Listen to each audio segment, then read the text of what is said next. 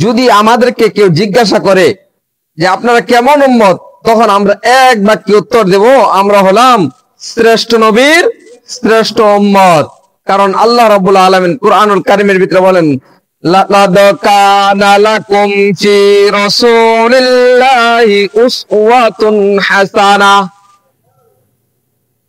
আল্লাহ রাব্বুল আলামিন বলেন, তোমাদের জন্য রয়েছে আল্লাহ রাসূলের মধ্যে কি উত্তম আদর্শ।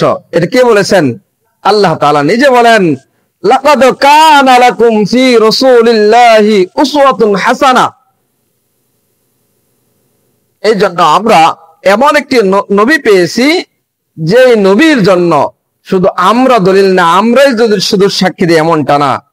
অনেক ইহুদি, অনেক খ্রিস্টান যারা আমার নবীকে মূল্যায়ন করেছে, এবং সর্বযুগের সমস্ত মানুষ যারা পণ্ডিত ছিল, প্রত্যেকটা দলের প্রত্যেকটা ধর্মের যারা পণ্ডিত ছিল, তারা সকলে এটা এক বাক্যে মানে যে না, আমাদের নবী আখির জামানার পয়গম্বর, মুসলমানদের নবী, আকায়ে নামদার তাজেদার মদিনা আহমদ মুস্তাফা মুহাম্মদ মুস্তাফা সাল্লাল্লাহু আলাইহি সাল্লাম আল্লাহ তাআলার শ্রেষ্ঠ নবী, আর আমরা হলাম শ্রেষ্ঠ উম্মত।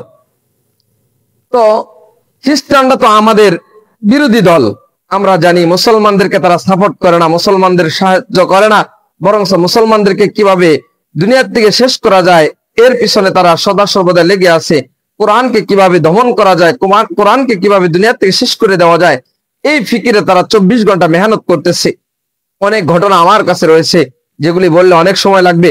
শুধু আমি আপনাদেরকে বলবো যে এক ব্যক্তি, খ্রিস্টানদের এক লোক,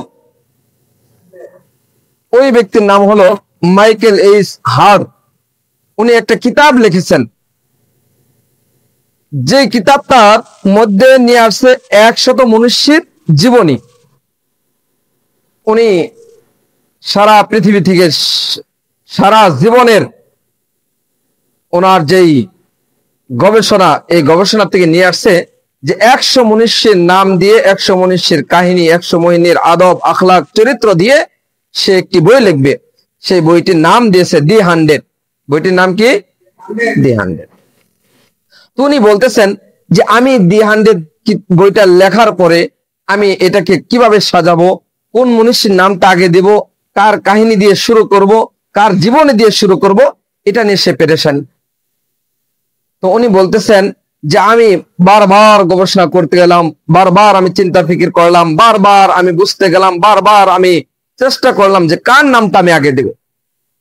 তো আমি সর্বশেষ আমি সমস্ত মনীষীর জীবনী দেখলাম, মনীষীদের এরকম ভাবে আখলাক চরিত্র সবকিছু দেখে আমি যখন আমার বিবেককে জিজ্ঞাসা করলাম, তখন আমি পাইলাম যে না, এই জায়গার ভিতরে মুসলমানদের নবী আখির জামানার পয়গম্বর হযরত মুহাম্মদ সাল্লাল্লাহু আলাইহি ওয়াসাল্লামই 1 নম্বর স্থান দখল করে নিতে পারে। সুবহানাল্লাহ। ব্যক্তিটা ছিল খ্রিস্টান, কিন্তু সে আমাদের নবীকে কেন দিয়েছে? আমাদের নবীকে আল্লাহ তাআলা এই পৃথিবীর জন্য বানিয়েছেন রহমত স্বরূপ। আর রহমতের নবী আমাদের জন্য মডেল, আমাদের জন্য এরকম ভাবে পথ চলার রাহবার। আমরা যদি নবীজির সেই পথে পথ চলতে পারি, নবীজির মতে আমাদের মতকে মিলাইতে পারি, তো দেখা যাবে এক সময় যখন আমার মৃত্যু হয়ে যাবে, নবীজি আমাকে আপন করে নেবে এবং আমাকে ডাকবে, ও উম্মত, দুনিয়াতে তুমি আমাকে দেখো নাই, তারপরেও তুমি আমাকে বিশ্বাস করেছো। আমার উপর যেই কোরআন নাজিল হয়েছিল, সেই কোরআনকে তুমি মূল্যায়ন করেছো।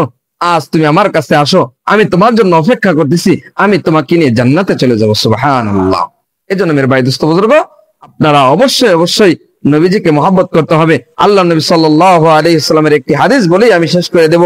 আল্লাহ নবী সাল্লাল্লাহু আলাইহি সাল্লাম বলেন, মান আহাব্বা সুন্নতি ফাকাদ আহাব্বানি ওয়া মান আহাব্বানি কানা মাই ফিল জান্নাহ। আল্লাহর হাবিব বলেন, যেই উম্মত আমার সুন্নতকে মহব্বত করলো, সে যেন শুধু আমার সুন্নতকে মহব্বত করলো এমনটা নয়, সে যেন আমাকে মহব্বত করলো। আর যে উম্মত আমাকে মহব্বত করলো, আমি তাকে ছাড়া জান্নাতে যাব না, আমি তাকে নিয়ে জান্নাতে যাব। আল্লাহ রাব্বুল আলামিন